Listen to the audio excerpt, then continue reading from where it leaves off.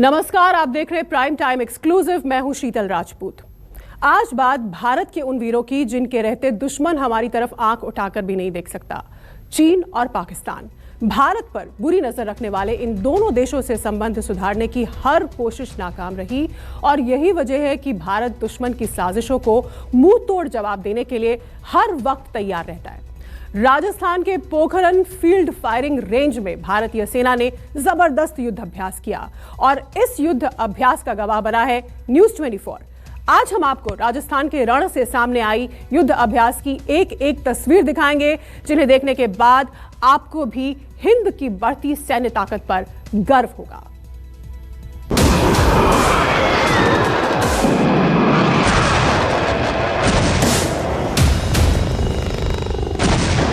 Please take your attention. The area red, yellow, command and control of all the systems.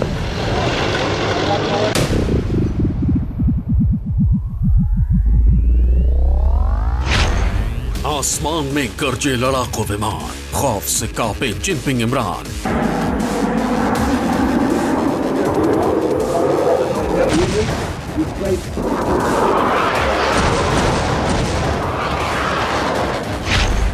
रेगिस्तान में हिंद के tank की दहाड़, पाकिस्तान पर टूटा आफत का पहाड़।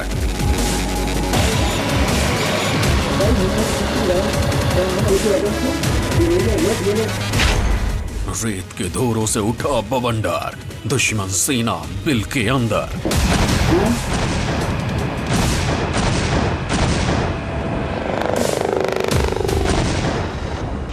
थल नभ में गरजी सेना, चीन पाक का छूटा पसीना।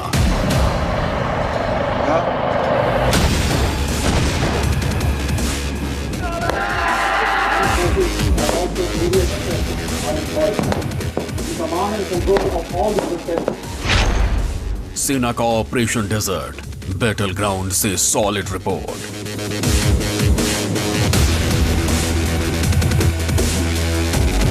आसमान में सुखोई 30 लड़ाकू विमान गरजे और जमीन पर दुश्मन की तबाही तय हो गई।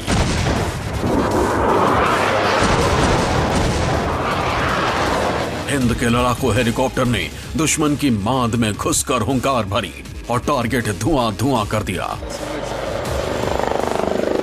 ग्लोब मास्टर ने उड़ान भरी और दुश्मन के खेमे में खलबली मच गई।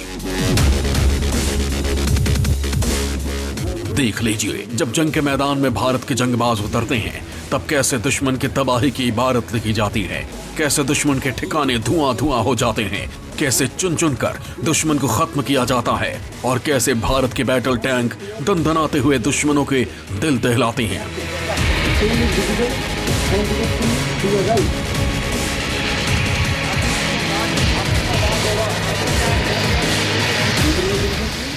मैदान जंग की इन तस्वीरों को देखने के बाद आपको हिंदुस्तानी होने पर गर्व होगा।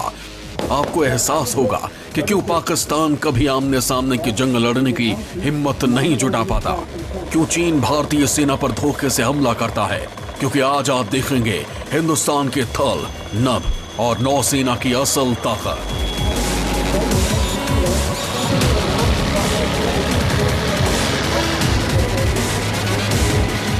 दुश्मन के तबाही की ये तस्वीरें पाकिस्तान से सटे राजस्थान के रेतीले धोरों पर भारतीय सेना के एक बड़े युद्धाभ्यास की हैं, जहां एशिया की सबसे बड़ी फील्ड फायरिंग रेंज पोखरण में हो रहे इस युद्धाभ्यास में भारतीय सेना के करीब 20,000 से भी अधिक जवानों ने दुश्मनों को नेस्तनाबूद करने और टारगेट को भेदने की क्षमता को परखा। दुश्मन के डमी यानी काल्पनिक ठिकानों को कुछ इस तरह तबाह किया।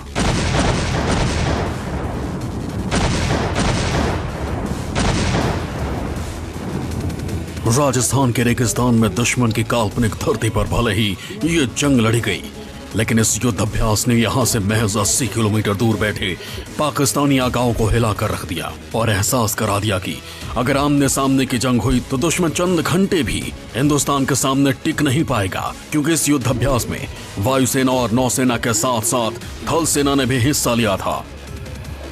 यहाँ पर C-130 ग्लोब मास्टर है और यहाँ देखिए एक जिप्सी को उसने फेंका, इसके अलावा गोला बारूद है। ऑपरेशन दक्षिण शक्ति के नाम से आयोजित इस युद्धाभ्यास में सेना दुश्मन के इलाके में घुसकर कैसे ऑपरेशन अंजाम देगी, इसका अभ्यास किया गया। इसके लिए AN-32 ग्लोब मास्टर से दुश्मन के काल्पनिक इलाके में पैरा कमांडो को उतारा गया। दरअसल बदलते कलेवर के साथ अब हिंदुस्तान की सेना integrated battle group theatre command बनाने में आगे बढ़ रही है। इसके तहत सेना के तीनों अंगों के साथ साथ खुफिया विभाग, BSF और स्थानीय प्रशासन को भी साथ लिया गया है। वायुसेना अपना काम कर चुकी है क्योंकि थल सेना लगातार दुश्मन के इलाके में इस युद्धाभ्यास के दौरान काल्पनिक क्षेत्र में आगे बढ़ती जा रही है। वायुसेना ने थल सेना यानी कि आगे बढ़ रही सेना के जवानों को उसकी जरूरत की चीजें, गोला, हथियार, बारूद वगैरह मुहैया करा दिया है। टेक्नोलॉजी सबसे अहम हिस्सा है। नई अत्याधुनिक तकनीक का उपयोग किया जा रहा है। इसके अलावा यहाँ पर ड्रोन भी चल रहे हैं। ड्रोन के जरिए यह परखने की कोशिश की जा रही है कि दुश्मन के जैसे जैसे इलाके में आगे बढ़ते जा रहे हैं किस तरह के हर्डल्स नजर आ सकते हैं, किस तरह के अवरोध हैं जिन्हें दूर करना सबसे ज्यादा जरूरी है, क्योंकि दुश्मन का इलाका आगे बढ़ रही सेना के लिए बिल्कुल नया होता है। तो ऐसे में हर पल हर घड़ी रणनीति यहाँ पर बदलनी पड़ती है और टेक्नोलॉजी की सबसे बड़ी भूमिका होती है। तो कुल मिलाकर इंटीग्रेटेड बैटल ग्रुप की जो बात कह रहे हैं उसे इस सबसे बड़े युद्धाभ्यास के दौरान महाजन फील्ड फायरिंग रेंज में यहाँ पर जांचा परखा गया कि कितना सटीक साबित हो सकता है। और इसके पीछे के यही मकसद बताया जा रहा है कि जब अचानक इस तरह की युद्ध की स्थिति आए, कार्रवाई करने की जरूरत पड़ जाए, तो न केवल दुश्मन को जवाब दिया जा सके, उसके पांव को पीछे की ओर खदेड़ा जा सके, बल्कि उसके ही इलाके में जाकर एक छोटा मोटा सा ऑपरेशन कर उसे यह भी बता दिया जाए कि ईंट का जवाब उसे पत्थर से देने के लिए हिंदुस्तान की सेना पूरी तरह तैयार है। थार के रेगिस्तान से कच्छ तक के 1200 किलोमीटर की सीमा में से करीब 500 किलोमीटर की दूरी में ये वॉर एक्सरसाइज अंजाम दी गई ताकि कम से कम समय में जवाबी हमला करके दुश्मन को न सिर्फ चौंकाया जा सके बल्कि उसके स्ट्रेटेजिक पॉइंट पर कब्जा भी किया जा सके। भारत पाकिस्तान की सीमा पर एयरबोर्न ऑपरेशन का युद्धाभ्यास किया जा रहा है। दुश्मन की सीमा में पहुंच चुके हैं, लेकिन जैसे जैसे भारतीय सेना आगे बढ़ती जा रही है उसे न केवल कमांडो बल्कि जो इक्विपमेंट है उसकी भी कमी सता रही है। 10,000 फीट की ऊंचाई से AN-32 ग्लोब मास्टर के जरिए पैरा कमांडो को यहाँ उतारा गया और ये सभी पैरा कमांडो यहाँ पर दुश्मन के काल्पनिक ठिकाने पर उतर रहे हैं। उसके बाद ये लोग यहाँ पर पहुंच तो गए, लेकिन किस तरह से पैदल चल रहे इन्फेंट्री के साथ ये लोग तालमेल बैठाकर आगे बढ़ पाएंगे, कैसे उन्हें पहचान पाएंगे, दुश्मन की सीमा में अपने सैनिकों को किस तरह से पहचाना जाएगा और किस तरह से आगे के ऑपरेशन को हर पल बदलती रणनीति के साथ अंजाम दिया जाना है, इस तरह की तमाम चीजों को यहाँ पर परखा गया है। और इस दौरान सबसे यही चीज सिखाने की, समझने की कोशिश की जा रही है कि यदि इस तरह की कोई जवाबी कार्रवाई की दुश्मन के ठिकाने में या दुश्मन के इलाके में जरूरत पड़ जाए तो कहीं उसमें कोई चूक ना हो जाए, क्योंकि दुश्मन हर पल इसी इंतजार में रहता है कि कब हमसे कोई चूक हो और कब वह उसका फायदा उठाए। तो ऐसे में हर पल हर घड़ी बदलती युद्ध रणनीति को टेक्नोलॉजी के माध्यम से इन कमांडो तक पहुंचाया जाता है। फिलहाल तो पैरा कमांडो दुश्मन के इलाके में नीचे उतर चुके हैं और कुछ और कमांडो यहाँ पर, ये देखिए AN-32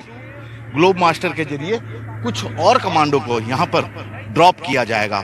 और यही चीज बताई जा रही है कि आगे बढ़ रही पैदल सेना को किस तरह से वायुसेना के जरिए सही वक्त पर जरूरी मदद पहुंचा दी जाए। और यहाँ देखिए फिर से यहाँ पर पैरा कमांडो को ड्रॉप किया गया है दुश्मन के काल्पनिक ठिकाने में।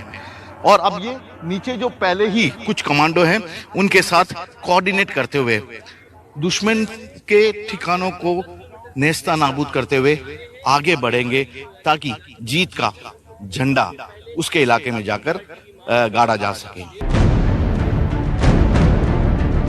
ग्लोब मास्टर से दुश्मन के इलाके में जवानों को तो उतार दिया गया, लेकिन कई बार इन जवानों के लिए हथियार, टैंक और बाकी जरूरी सामान की जरूरत पड़ती है। तब कैसे दुश्मन के इलाके में जरूरी सामान पहुंचाया जाएगा, कैसे थल सेना एयरफोर्स के साथ कोऑर्डिनेट करके हथियार पहुंचाएगी, इसकी बानगी भी इस युद्धाभ्यास में दिखाई दी जब ग्लोब मास्टर के जरिए दुश्मन के इलाके में टैंक, गाड़ियां और गोला बारूद पहुंचाया गया। दुश्मन के इलाके में भारतीय पैदल सेना अंदर बढ़ चुकी है और दुश्मन के तमाम ठिकानों को खदेड़ने की कोशिश की जा रही है, लेकिन इस दौरान हथियारों की कमी भी सबसे बड़ा एक मुश्किल कारण साबित होती है। ऐसे में यहाँ पर C-130 ग्लोब मास्टर है और यहाँ देखिए एक जिप्सी को उसने फेंका, इसके अलावा गोला बारूद है। सबसे बड़ी बात है कि ये एक बेहतरीन कोऑर्डिनेशन बताने की जरूरत है यहाँ पर कि किस तरह से हमारे जवान कहां पर दुश्मन के ठिकाने की ओर आगे बढ़ते जा रहे हैं, उन्हें क्या क्या चीजों की जरूरत है और तमाम तरह के गोला बारूद हथियार, इन सभी चीजों को देखिए वहां पहुंचाया जा रहा है। तो वायुसेना, भारतीय थल सेना जो कि इन्फेंट्री के लगातार आगे बढ़ती जा रही है, उन्हें दुश्मन के ठिकाने में आगे बढ़ने के दौरान जरूरत के तमाम चीजें, चाहे वो बात टैंक की हो, गोला बारूद की हो, मेडिकल इक्विपमेंट की हो, उन सभी चीजों को दिया यहाँ पर पहुंचा रही है। तो इस कोऑर्डिनेशन को भी यहाँ पर जांचा परखा जा रहा है कि क्या ऐसी किसी स्थिति में सभी सेना के जो आगे बढ़ते जा रहे हैं जवान, उनके बीच में तालमेल कितना सटीक होना चाहिए। इंडियन आर्मी के जवानों ने ही पड़ोस में बैठे दुश्मन को नहीं दहलाया, बल्कि जब रेगिस्तान में हिंदुस्तान के बैटल टैंक दहाड़े तो दुश्मन की सांसें थम गईं और पाकिस्तान को समझ आ गया कि भारत के इन बैटल टैंक के गोले उसकी बखियां उधेड़ सकते हैं। दुश्मन के इलाके में चुनौतियां कैसी होगी और किस तरह लगातार आगे बढ़ती भारतीय सेना एक मजबूत कड़ी के रूप में वहां जाकर ऑपरेशन को अंजाम देगी, इसी का यहां पर युद्धाभ्यास किया जा रहा है। और सबसे बड़ी बात तो यह है कि यहां पर टैंकों के साथ इस युद्धाभ्यास को किस तरह से आगे बढ़ाया जाए, किस तरह से एक साझा रणनीति के तहत जो सबसे बेहतरीन प्रशिक्षित जवानों की टीम बनने वाली है, आगे कैसे बढ़े, कैसे अपने ऑपरेशन को वह अंजाम दे। जैसा कि आप देख रहे हैं, ये दुश्मन के इलाके में टैंक पहुंच चुका है और दक्षिण शक्ति के नाम से यह जो युद्धाभ्यास चल रहा है, उसके तहत इसी तरह की तमाम बारीकी को जांचा परखा जा रहा है। तो ऑपरेशन दक्षिण शक्ति का मकसद ही यही है कि इंटीग्रेटेड बैटल ग्रुप बनाया जाए, उसे इस तरह से प्रशिक्षित किया जाए कि वह अपनी हर चुनौती को बेहतरीन तालमेल के साथ कम समय में सटीक तरीके से पूरा कर सके। टैंक और तोपों के अलावा इस युद्ध अभ्यास में आर्टिफिशियल इंटेलिजेंस से लैस आधुनिक हथियार और तकनीक का बेहतरीन इस्तेमाल किया गया, ताकि दुश्मनों को मुंहतोड़ जवाब देने के लिए इंडियन आर्मी तैयार रहे। इस युद्ध अभ्यास में देश में ही विकसित हल्के लड़ाकू हेलीकॉप्टर ध्रुव के अलावा ड्रोन का भी उपयोग किया गया। भारतीय सेना की खुद के एविएशन यूनिट और उसके ध्रुव हेलीकॉप्टर ने भी अलग अलग ऑपरेशनल एक्टिविटीज को अंजाम दिया। आज की डेट में हम आत्मनिर्भरता की तरफ बढ़ चुके हैं, जिसमें डिफेंस में हमारी तरक्की, कल आपने स्वॉर्म ड्रोन्स को देखा, आपने 3D बंकर्स को बनते हुए देखा, जिसको हम कहीं भी जल्दी से जल्दी समय में एक जगह से दूसरी जगह ले जा सकते हैं और अपने डिफेंसेस ले सकते हैं। उसके अलावा आप देख चुके हैं अपने ALH, WSIs और वेपन सिस्टम इंटीग्रेटेड प्लेटफॉर्म्स की बात करते हैं तो वो बहुत वाइड रेंजिंग है और जिसमें सभी कुछ सम्मिलित हो सकता है। शायद ये पहला मौका था जब पाकिस्तान से सटी सीमा पर नए तौर तरीके से वॉर एक्सरसाइज की गई, क्योंकि भविष्य के युद्ध परमाणु शक्ति से लैस देशों के बीच कम समय में और सीमित स्थान पर लड़े जाएंगे। इसलिए जंग में सटीक और निर्णायक मार करने वाली सैन्य तकनीक का इस्तेमाल होना जरूरी है। इसलिए इंटीग्रेटेड बैटल ग्रुप यानी IBG बनाए जाने लगे हैं।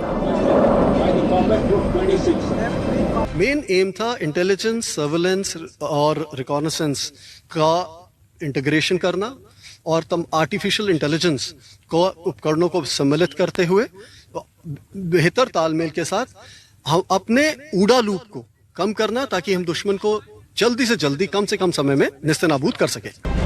युद्ध अभ्यास में भारत में निर्मित ड्रोन भी इस्तेमाल किए गए ताकि उनकी क्षमता को परखा जा सके। ये ऐसे ड्रोन हैं जो सर्विलांस के साथ अटैक करने की क्षमता से लैस हैं। ड्रोन के मार्फत रेकी करके ऑपरेशन करने और आगे बढ़ने का अभ्यास किया गया। 15 नवंबर से शुरू हुआ ये युद्ध अभ्यास 26 नवंबर तक चलेगा, जो कई लिहाज से बेहद खास रहा। यूं तो महाजन फील्ड फायरिंग रेंज में भारतीय सेनाएं अक्सर युद्धाभ्यास करती रहती है, लेकिन एक्सरसाइज दक्षिण शक्ति पर इस बार सबकी निगाहें थी, कर्नल अमिताभ शर्मा हमारे साथ हैं। कर्नल, बहुत ज्यादा चैलेंजिंग वाला था, बहुत ज्यादा इस पर फोकस किया गया था। वत्सन जी, द एक्सरसाइज दक्षिण शक्ति अपने आप में एक खास एक्सरसाइज थी, जो कि रण ऑफ कच्छ गुजरात से लेकर राजस्थान के जैसलमेर सेक्टर तक आज इसका समापन हुआ है। आपने जिसमें देखा है कि इसमें एक्सरसाइज सागर शक्ति, जिसमें कि नेवी, ट्राई सर्विसेज के अलावा कोस्ट गार्ड, बीएसएफ और स्टेट एजेंसीज जिसमें पुलिस और एडमिनिस्ट्रेटिव एजेंसीज भी शामिल थी, उन सब ने सम्मिलित होकर एक तालमेल बिठाते हुए एक बेहतरीन एक्सरसाइज को पूरा किया और अंजाम दिया। सेना के दुश्मन के खिलाफ इस तैयारी को देखने के लिए थल सेना प्रमुख मनोज मुकुंद नरवणे 2 दिन तक खुद यहां मौजूद रहे और युद्ध अभ्यास में शामिल हुए जवानों का हौसला बढ़ाया। भारतीय सेना कोरोना काल के बाद हो रहे इस सबसे बड़े युद्धाभ्यास को कितनी गंभीरता से ले रही है, इसका अंदाजा इसी बात से लगाया जा सकता है कि थल सेना अध्यक्ष नरवणे भी पिछले 2 दिनों से यहाँ पर मौजूद हैं और लगातार जिस तरह से इंटीग्रेटेड बैटल यूनिट की हम लोग बात कर रहे हैं, उस यूनिट के कामकाज को अभी से ही परख रहे हैं, क्योंकि इंटीग्रेटेड बैटल ग्रुप जो बनाया जाएगा वह साझा कमान होगी और उसका आकार किसी भी सैन्य ब्रिगेड से बड़ा और डिवीजन से थोड़ा छोटा होगा। थल सेना, वायुसेना और इंटेलिजेंस के माहिर जवान इसमें शामिल होंगे।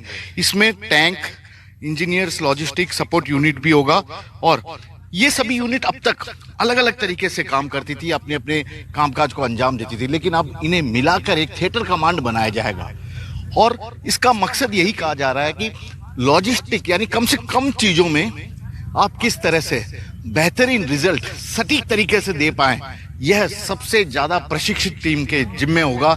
और इसीलिए हिंदुस्तान की सेना अब इंटीग्रेटेड बैटल ग्रुप यानी कि साझा यूनिट बनाने की और लगातार आगे बढ़ती जा रही है और इस युद्धाभ्यास के दौरान इसी चीज को बेहद ही बारीक तरीके से जांचा परखा जा रहा है कि किस तरह के कोऑर्डिनेशन की जरूरत होगी, किस तरह के एक दूसरे का साथ निभाते हुए, लिंकअप करते हुए आगे बढ़ने की जरूरत इन यूनिट को सामने आ सकती है और किस तरीके से आने वाली चुनौतियों से तीनों ही अंगों के जवान मिलकर निपट सकें दुश्मन को। नमस्कार, मैं हूं मानक गुप्ता। अगर आपको हमारा ये वीडियो पसंद आया हो तो इसे लाइक और शेयर जरूर करें और हां, हमें सब्सक्राइब और फॉलो करना ना भूलें ताकि आप देश और दुनिया की कोई खबर मिस ना करें। तो जुड़े रहिए हमारे साथ और देखते रहिए न्यूज़ 24।